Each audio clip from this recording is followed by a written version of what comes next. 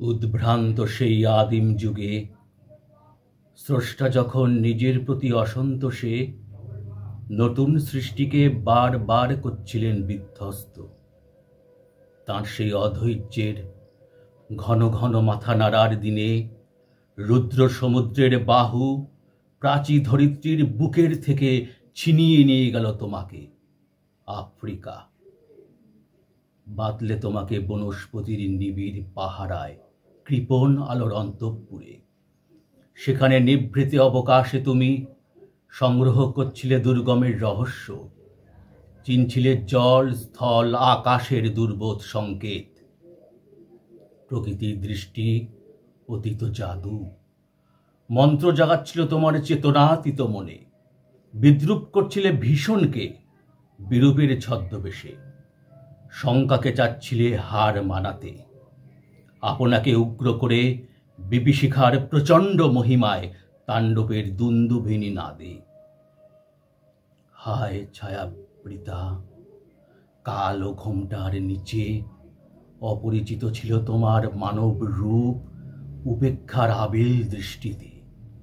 এলো ওরা লোহার হাত করি নিয়ে, নখ চাঁদের তীক্ষ্ণ তোমার নেকড়ের চেয়ে।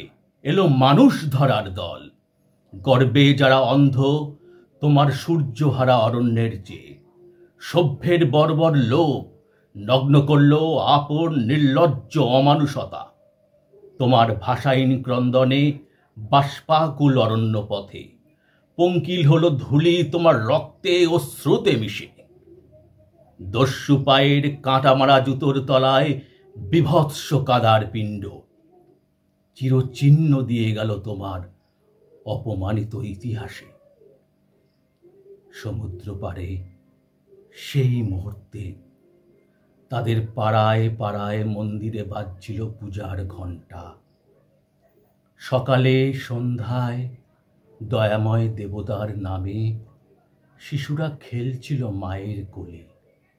কবির সঙ্গীতে বেজে উঠছিল সুন্দরের আরাধনা। আজ যখন পশ্চিম দিগন্তে প্রদোষকাল ঝঞ্ঝা বাতাসের ঊর্ধ্বশ্বাস, যখন গুপ্ত গহ্বর থেকে পশুরা বেরিয়ে এলো, অশুভ ধ্বনিতে ঘোষণা করল দিনের অন্তিম কাল। এসো যুগান্তের কবি, আসন্ন সন্ধ্যার শেষ রশ্মিপাতে দাঁড়াও ওই মানহারা মানবীর দ্বারে, বলো ক্ষমা করো। হিংস্র প্রলাপের মধ্যে সেই হোক তোমার সভ্যতার শেষ পুণ্যবাণী। কবিতার নাম আফ্রিকা, বিশ্বকবি রবীন্দ্রনাথ ঠাকুর।